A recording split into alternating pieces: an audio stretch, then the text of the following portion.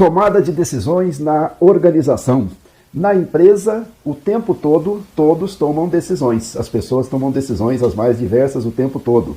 É contratar alguém, tomar a decisão de contratar alguém, tomar a decisão de comprar algo, tomar a decisão de parar uma máquina para fazer manutenção, tomar a decisão de fazer uma reunião. Então, o diretor, o gerente, o técnico, o pessoal operacional, todo mundo toma decisão o tempo todo. E algumas dessas decisões são muito importantes, elas são muito relevantes, têm impacto enorme sobre o resultado da empresa, pode complicar significativamente o futuro da empresa ou pode levar a empresa a um futuro brilhante, né? Então aquelas grandes decisões que envolvem grandes riscos, elas são as decisões estratégicas. Outras não são tão importantes assim, não têm a mesma dimensão. Entretanto, elas têm a sua importância também. Elas não têm importância estratégica, mas elas têm importância no processo de eficiência, eficácia ou produtividade. Elas ajudam a organização a ser mais produtiva. Então, esse processo de tomar decisões é um processo que já foi bastante estudado na área de gestão e ele é um processo para ser bem conhecido e bem trabalhado na área de gestão, né? É bem conhecido na teoria e bem trabalhado na prática. O processo, na verdade, ele é um processo, ele pode ser descrito de uma maneira simples.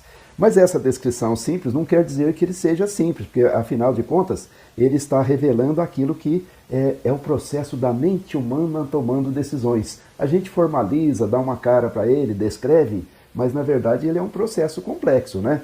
Mas essa simplificação, ela tem finalidade didática e tem finalidade de a gente conhecer mais o processo para executá-lo com maior eficácia e eficiência e produtividade.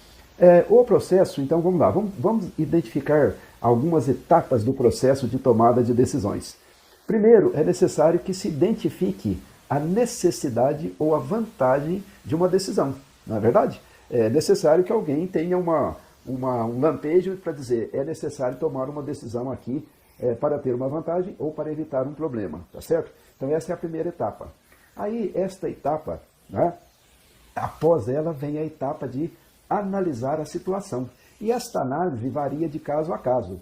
Há aqueles problemas que nós chamamos que são problemas estruturados, problemas para os quais já foi estudada uma solução e ela é uma solução já devidamente conhecida, ela pode ser então programada.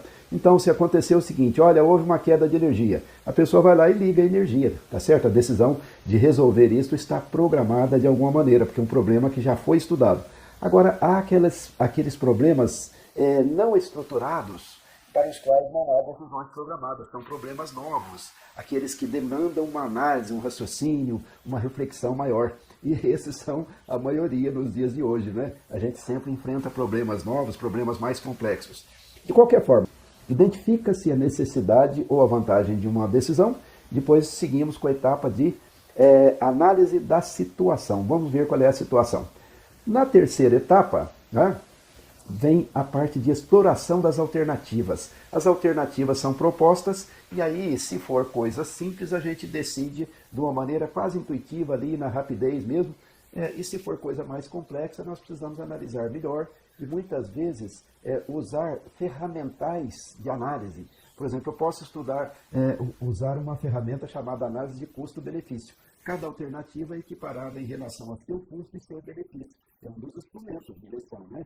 Então, esta exploração de alternativas, ela vai ser feita de uma maneira simples ou de uma maneira bem mais elaborada, bem mais complexa, usando ferramentais de análise dos problemas para tomar decisões. Feita a análise das alternativas existentes, eu vou acabar escolhendo uma alternativa, né?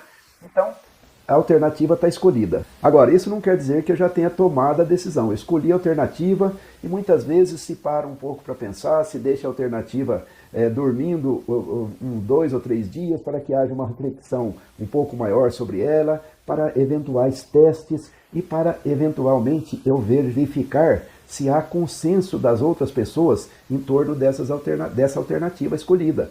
Porque muitas vezes isso vai mexer com muita gente. Então é necessário fazer uma paradinha antes de fixar e bater o martelo, como se diz, na decisão. Então essa é a etapa seguinte, né?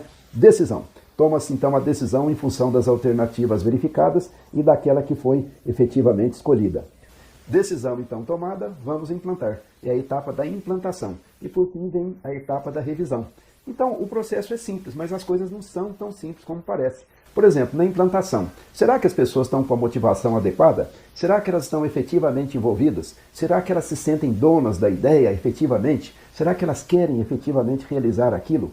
Será que elas vão seguir o que foi planejado ali na decisão? Tá certo? Então veja, no processo de explorar as ideias, não pode acontecer que os vieses, né, a nossa maneira de perceber, às vezes distorcida, ela fique, como é que se diz, contagiando o processo decisório.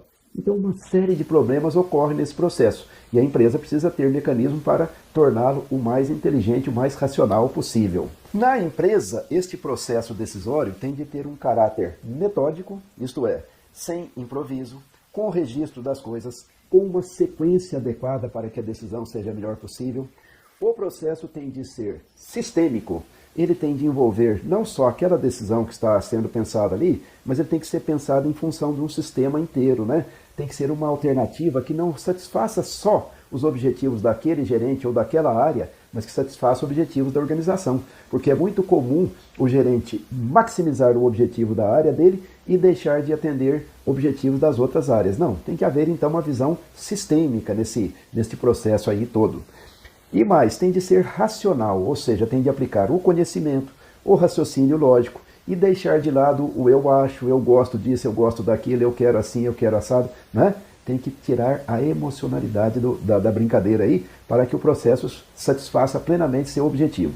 Então vamos lá, algumas condições para que as decisões sejam as melhores possíveis. Primeiro, a empresa tem de ter mecanismos organizacionais pensados, regras pensadas, para organizar o processo das várias decisões que são tomadas lá dentro.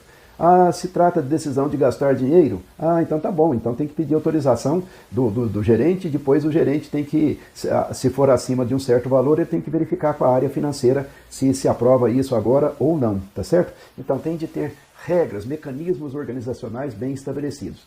2, tem de capacitar as pessoas, né? Nem sempre as pessoas estão aprimoradas intelectualmente para tomar as boas decisões. E precisa capacitar as pessoas. Precisa aplicar o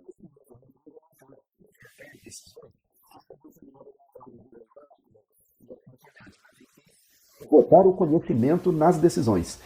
Tem de grupalizar o processo. Não pode ser um processo de indivíduos tomando decisões isoladamente. Não. Os processos têm que envolver as pessoas, né? Mais gente envolvida sempre nos processos decisórios empresariais. Porque isso torna esses processos mais eficientes. Precisa envolver as pessoas certas. Se temos de tomar uma decisão de finanças, tem que envolver gente com capacidade financeira adequada. Se temos de tomar uma decisão que envolve engenharia, temos de chamar gente da engenharia. Então nós temos que sempre envolver as pessoas certas para que as decisões sejam as melhores.